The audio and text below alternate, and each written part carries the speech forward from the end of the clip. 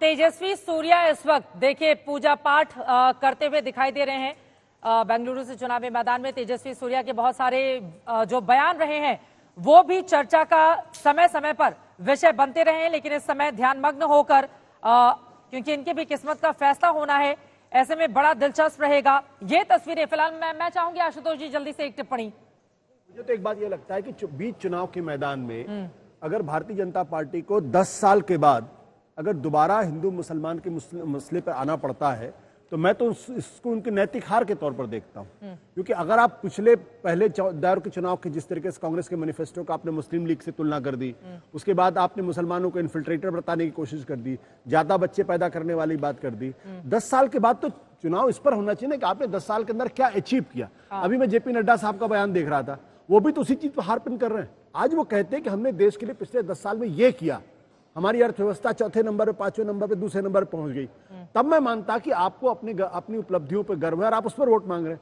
अगर 10 साल के बाद भी आप वही लाइन पे जा रहे हैं जो बलराज मधोक ने 1960-65 में कही थी, उसी लाइन पे चल रहे हैं, और आज भी आपको खतरा लगता है कि अगर जाति की कॉन्शियसनेस अगर बढ़ गई है या कास्ट सेंसस के बारे में बातचीत हो रही है तो आपको उसी मुद्दे पर जाने की जरूरत।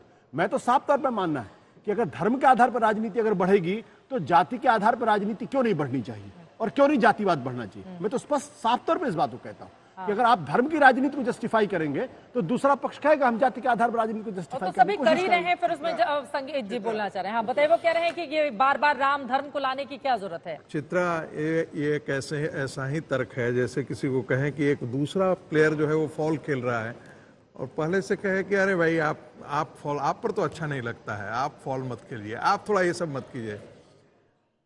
राहुल गांधी और कांग्रेस पार्टी और जितने भी इंडी गठबंधन के हैं ये सारे काम वो वही कर रहे हैं। मुस्लिम अपीजमेंट को लेकर के पूरा उनका मैनिफेस्टो आसपास घूम रहा है। जातीय जनगणना और समाज में हिंदू समाज को डिवाइड कैसे करें और उसको कैसे जातियों में बांट करके वोट करें, ये उनकी पूरी स्ट्रेटजी है। तो उसको काउंटर करने के लिए भारतीय जनता पार्टी क्यों नहीं काम करे। एक दूसरी बात, मैं ये मान करके चलता हूं कि कोई भी चुनाव होता है तो कुछ जो डेवलपमेंट है, डेवलपमेंट आपको मेंटेन करता है। जैसे आप कहते हैं, बार बार कहते हैं कि दांतों का, मेरे मसूड़ों का राज ये है, तो ये आपको मसूड़ों से मेंटेन करता है। लेकिन सिर्फ डेवलपमेंट के अतिरिक्त आपको कोई एक ऐसी चीज चाहिए जो कि इमोशनली कनेक्ट कर सके वोटर्स को।